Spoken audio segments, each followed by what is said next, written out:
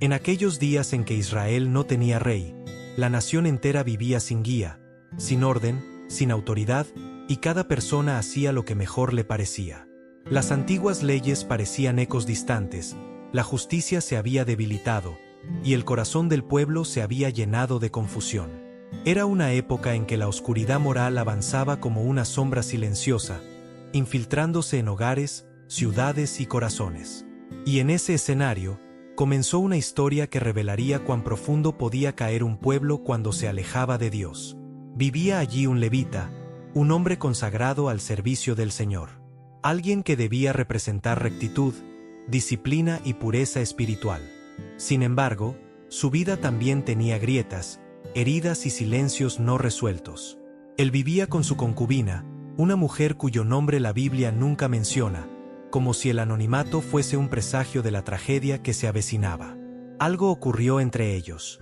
Quizá discusiones, errores, desgastes. La Escritura dice que ella le fue infiel, pero también podría significar que simplemente lo abandonó, cansada o herida. Sea cual sea la verdad, un día ella decidió marcharse. Regresó a la casa de su padre, en Belén de Judá. Allí permaneció durante 4 meses, lejos del levita, lejos de su vida anterior. 4 meses en los que el silencio se hizo largo, y en los que el levita probablemente reflexionó 1000 veces sobre lo que había ocurrido. Un día, tomando una decisión que mezclaba dolor, amor y deseo de restaurar lo perdido, decidió ir tras ella. Preparó a su siervo, cargó sus burros y emprendió el camino hacia Belén. Cuando llegó, el padre de la joven lo recibió con alegría genuina. No hubo reproches ni preguntas duras. Lo invitó a entrar, lo trató con honradez, con hospitalidad, con ese respeto antiguo que marcaba a los hombres justos. El levita se quedó allí, y cada mañana intentaba partir. Pero el padre de la joven, deseoso de que la reconciliación fuese completa, le rogaba quedarse un día más. Le ofrecía comida, bebida, descanso. Y el levita aceptaba, quizá porque necesitaba sanar emocionalmente, quizá porque temía irse con heridas aún abiertas. Finalmente, después de varios días de hospitalidad insistente, decidió partir. Pero lo hizo tarde, casi al caer la tarde. El sol comenzaba a esconderse, tiñendo el cielo de tonos dorados y rojizos. Los caminos se volvían peligrosos cuando oscurecía, pero él sentía que ya no podía seguir retrasando el regreso. La concubina, el siervo y los burros lo acompañaron mientras la luz se desvanecía lentamente ante el avance de la noche. Pasaron cerca de Jebús, una ciudad extranjera. El siervo, preocupado, le pidió detenerse allí para descansar. Pero el levita se negó con firmeza. «No entraremos en una ciudad donde no hay israelitas», dijo. «Sigamos adelante hasta Gibea». Confiaba en que su propio pueblo mostraría la hospitalidad que los extranjeros quizás no darían. La noche cayó por completo antes de llegar.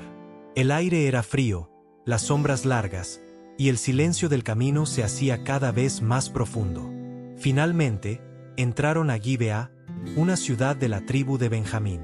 Se quedaron en la plaza principal, esperando que alguien los recibiera, como exigía la ley de hospitalidad. Pero nadie se acercó. Nadie los miró. Nadie abrió su puerta. La indiferencia de la ciudad era un síntoma claro de su decadencia. Algo en Gibea estaba mal. Muy mal. Justo cuando parecía que tendrían que dormir en la calle, un anciano que regresaba del campo los vio. Al enterarse de que nadie los había recibido, se alarmó profundamente. Les suplicó que no pasaran la noche en la plaza. Los invitó a su hogar con urgencia, como quien sabe que la noche puede ocultar peligros que un viajero desconoce. Y allí, por fin, encontraron refugio. Dentro de la casa del anciano, el ambiente era cálido, humano, seguro. Les dio agua para lavar sus pies, comida suficiente para saciar el hambre, y un rincón para descansar. Pero esa tranquilidad duró muy poco. Mientras cenaban, se escucharon pasos afuera. Primero suaves, luego más pesados. Voces murmuran, después gritan. De pronto, golpes violentos azotaron la puerta. Un grupo de hombres perversos rodeó la casa. Eran habitantes de Gibea, descritos como hombres depravados, sin temor de Dios, capaces de hacer lo impensable. Exigían que el anciano entregara al levita. Querían hacerle daño. Querían humillarlo. Sus voces llenaban la noche como un rugido de violencia contenida. El anciano salió a enfrentarlos. Con voz temblorosa, suplicó que no cometieran semejante maldad. Les recordó la ley de hospitalidad. Les pidió que honraran el derecho de un huésped. Pero aquellos hombres, cegados por la maldad, no escucharon. La ciudad entera parecía estar bajo una oscuridad espiritual profunda. Dentro de la casa, el miedo creció. El levita estaba paralizado entre su deber como hombre y su temor por su vida. La concubina temblaba de terror. El siervo no sabía qué hacer. Y entonces, bajo una presión inhumana, el levita tomó una decisión desesperada. Una decisión que revelaba cuán rota estaba la moral de esos tiempos. Entregó a su concubina a los hombres que golpeaban la puerta. Fue un acto de cobardía y egoísmo, el resultado de un corazón dominado por el miedo. La noche avanzó lentamente. Nadie dentro de la casa logró cerrar los ojos. Los sonidos que venían de afuera desgarraban el alma. Cuando por fin llegó el amanecer, el levita abrió la puerta, y allí, en el umbral, encontró a su concubina tendida en el suelo. Su mano extendida hacia la casa como si hubiera intentado regresar. La llamó. Le pidió que se levantara. Pero no hubo respuesta. Su silencio fue más fuerte que cualquier grito. Más devastador que cualquier palabra. El levita tomó su cuerpo, lo subió al burro y emprendió el camino de regreso a su hogar. Caminó sin hablar, sin llorar, sin detenerse.